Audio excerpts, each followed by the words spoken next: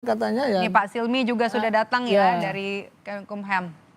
Nah, oleh karena itu saya melihat ya inilah sebenarnya yang menjadi patokan Pak Prabowo untuk menunjukkan ke publik, inilah yang silahkan dinilai.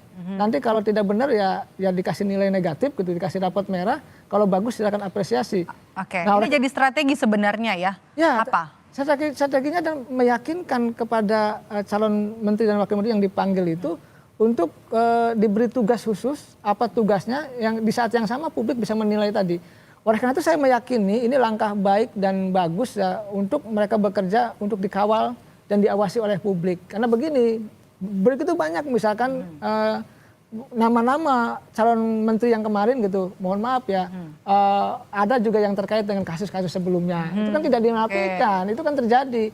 Ini kan menjadi pertanyaan publik juga. Oh, katanya Pak Prabowo ingin membangun pemerintahan yang bersih, tapi kok nama-nama yang kemarin masih juga masih ada ganjalan gitu ya. Nah, karena itu ini yang mungkin Pak Prabowo juga ini loh kadernya tidak mungkin tidak terkait dengan masa lalu, tapi silakan nanti kalau korupsi ya sikat aja, kira-kira begitulah. Atau mau menunjukkan kepada publik ya, atau yang menarik adalah ke PPATK dan juga ke KPK, apakah memang orang-orang ini rekam jejaknya bagus. Tadi terakhir adalah Dirjen Imigrasi ya, ada Silmi Karim yang kemudian juga menjabat sebagai Direktur Krakatau Steel ya.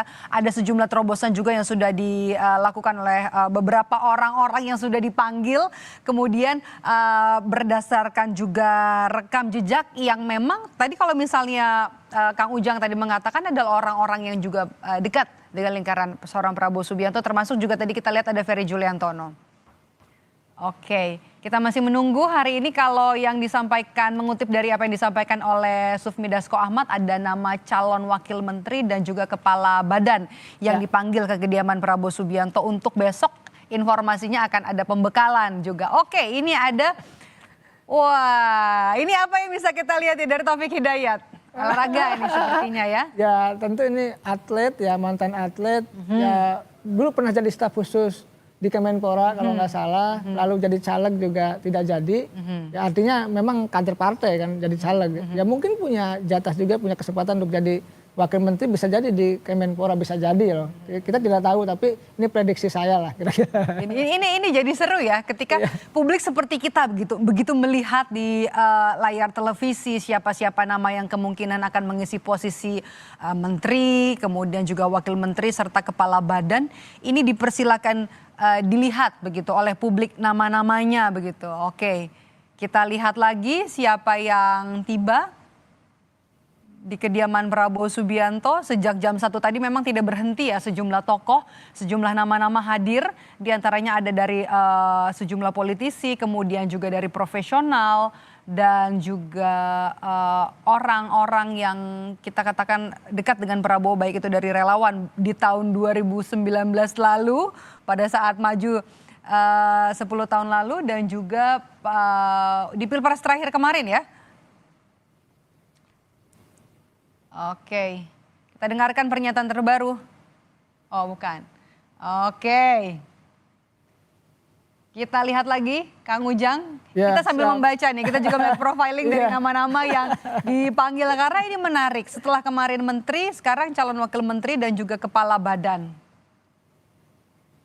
Kalau nomenklatur kemudian nanti akan berubah, kemudian juga bertambah, seiring dengan kita lihat jumlah komisi yang juga bertambah di DPR, apakah kemungkinan badan juga nanti akan ada yang bertambah? Sesuai dengan, kalau kita lihat nih, untuk bisa mendukung program-program yang sudah dikampanyekan sebelumnya oleh Prabowo Gibran untuk mempercepat program-program. Oke, kami ajak Anda untuk mendengarkan keterangan dari politisi Partai Gerindra berikut ini.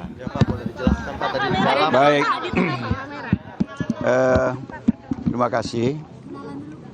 Nama saya Romo HR Muhammad Syafi'i. Saya ditelepon jam 13.30, kemudian bertemu dengan Bapak Prabowo, Presiden terpilih kita. Beliau belum menyatakan posisi kita, tetapi beliau lebih banyak mengingatkan bahwa bekerja untuk bangsa dan negara ini adalah mulia. Waktu kita akan tersita, keluarga kita akan terpengaruh, dan saya berterima kasih kalau saya mau bersama dengan beliau membangun bangsa dan negara menjadi lebih baik ke depan. Ya, itu pokok yang disampaikan beliau kepada kita. Ya, secara spesifik beliau tidak menyebutkan penempatan kita. Beliau hanya ingin agar kita betul-betul siap. Kalau bersama dengan beliau itu waktunya akan tersita, kemudian tenaga juga akan terkuras, pikiran akan tercurah, keluarga juga mungkin akan jarang bertemu. Apakah kita siap? Kita mengatakan bahwa kita percaya dengan kepemimpinan beliau untuk mensejahterakan Indonesia, karena itu kita bangga kalau beliau percaya mengikut sertakan kita bekerja dengan beliau. Itu saja intinya tadi. Saya kira itu ya. Terima kasih. Ya, baru saja kita dengarkan statement dari politisi Partai Gerindra, Raden Muhammad Syafi'i. Kita lihat masih ada sejumlah tokoh yang sudah tiba di kediaman Prabowo Subianto. Saya masih bersama dengan analis politik, komunikasi politik dari Universitas Al Azhar, Kang Ujang Komarudin.